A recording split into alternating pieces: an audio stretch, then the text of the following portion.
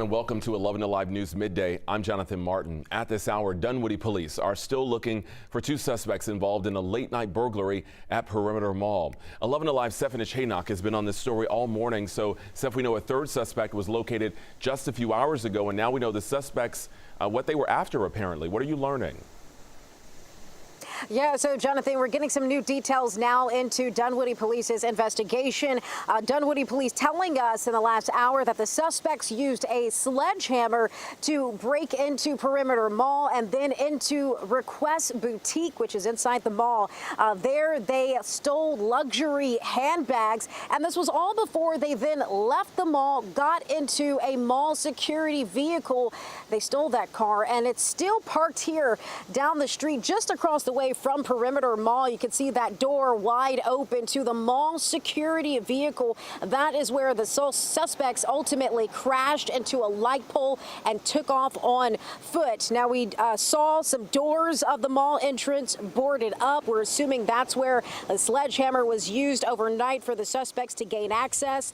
We know the scene is still taped off where the suspects led police on that brief chase. At one point, police say the suspects intentionally tried to drive into responding officers who were on foot. That's when shots were exchanged. The suspects then crashed down here, which I just showed you. One suspect, though, emerging from nearby wooded areas hours later. He was suffering from a gunshot wound, and he is now in custody.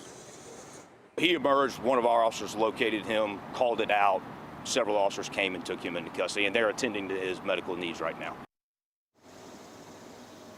Dunwoody police say those two remaining suspects, their location still unknown at this time. They are continuing to search for them. Also, because this is an officer-involved shooting, the police tell us that 3 Dunwoody police officers are now on administrative leave. They were engaged in that officer-involved shooting, and they also say GBI is now investigating. We're going to hear more from Dunwoody police as they continue their search for those remaining suspects. Jonathan, live here from Dunwoody. I'm Stephanie Chaynock, 11 Alive News. All right, hopefully they get those guys. Seth, thanks so much. And we, of course, will continue to monitor this story as we have all morning as they search for those remaining suspects. For the very newest developments from police, download the 11 Alive News app. It is free in your app store.